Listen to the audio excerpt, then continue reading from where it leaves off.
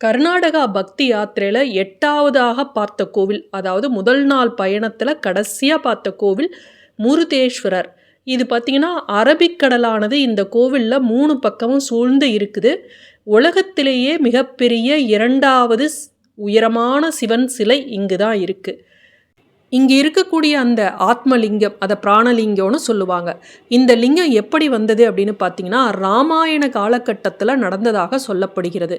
இறப்பே இல்லாத நிலையை அடையணும், இரவா நிலைய அப்படின்னு சொல்லி தேவர்களும் முனிவர்களும் என்ன பண்ணுறாங்க, ஆத்மலிங்கம் பிராணலிங்கத்தை வணங்கி அந்த இறப்பில்லா நிலையை பெறுகிறார்கள்.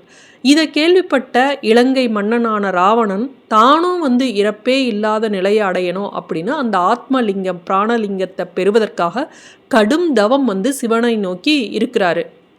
இவருடைய கடும் தவத்தில் மகிழ்ந்த சிவபெருமான் ராவணனுக்கு காட்சி தந்து என்ன வரம் வேணும்னு கேட்குறாரு. அப்போ அந்த ஆத்மலிங்கம் தனக்கு கிடைக்கணும் அப்படின்னு சொல்லி கேட்குறப்ப சிவபெருமான் அந்த ஆத்மலிங்கத்தை பிராணலிங்கத்தை கொடுத்துட்டு, இதை நீ கீழே வச்ச அப்படின்னா மறுபடியும் எடுக்க முடியாது அப்படிங்கிற நிபந்தனையோடு கொடுக்குறாரு.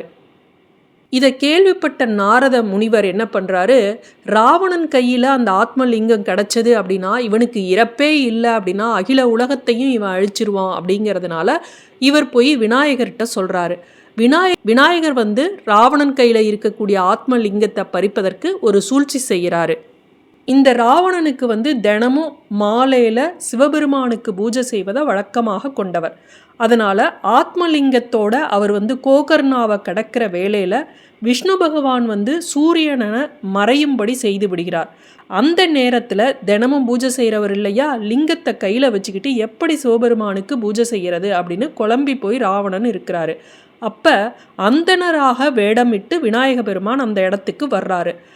இந்த அந்தணராக வந்த விநாயகர் ராவணன்ட்ட என் கையில் அந்த ஆத்மலிங்கத்தை கொடுத்துட்டு நீ சிவபூஜை செய்யி, நான் கொஞ்ச நேரம் உனக்காக இங்கே இருக்கிறேன், ஒருவேளை நான் 3 முறை கூப்பிடுவேன், அந்த நேரத்துக்குள்ளே நீ வரலை அப்படின்னா நான் இந்த லிங்கத்தை கீழே வச்சிருவேன் அப்படின்னு சொல்கிறாரு. விநாயகர் ராவணன் சென்ற உடனேயே அந்த லிங்கத்தை கீழே வச்சிடுறாரு. விஷ்ணுவும் சூரியன் மறைந்தது போன்ற ஒரு தோற்றத்தை உருவாக்கி இருந்தார்ல, அந்த தோற்றத்தை போகும்படி செய்கிறாரு. அப்போ தான் ராவணனுக்கு தான் ஏமாற்றப்பட்டு இருக்கோம் அப்படிங்கிறது தெரியுது. அப்போ அந்த கீழே வச்ச அந்த ஆத்மலிங்கத்தை எடுக்க முயற்சி பண்ணுறாரு.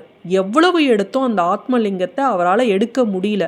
அப்படியே பிளந்து எடுக்கிறாரு. அப்போ பிளந்ததில் 4ஆக பிளந்து ஒரு பகுதி இங்கு விழுந்ததாக சொல்லப்படுகிறது. அதுதான் இங்கே இருக்கக்கூடிய லிங்கம். இந்த சிவன் சிலை கந்துகா அப்படிங்கிற சிறிய மலை மீது இருக்குது. இந்த சிலையோட உயரம் பார்த்திங்கன்னா 123 அடி உயரம் உடையது. இந்த சிலைக்கு கீழே மூலவர் ஸ்ரீ மித்தேஸ்வர லிங்கம் இருப்பதாக சொல்லப்படுகிறது. ஆத்மலிங்கம் இருப்பதாக சொல்லப்படுகிறது. ராமேஸ்வர லிங்கம் அப்படின்னு சொல்லுவாங்க. அது மட்டும் இல்லை, 237 அடி உயரமுடைய ராஜகோபுரம் இங்கே இருக்குது. 20 மாடி கோபுரம் உடையது. இதில் லிஃப்ட் வசதியும் இருக்குது. நம்ம மேலே ஏறி போய் இந்த சிவன் சிலையையும் இங்கே சுற்றி இந்த அரபிக்கடலோட அழகையும் நம்ம பார்க்கலாம். அநாட மழுவாட மதியாட புனலாட மங்கை சிவகாமியாட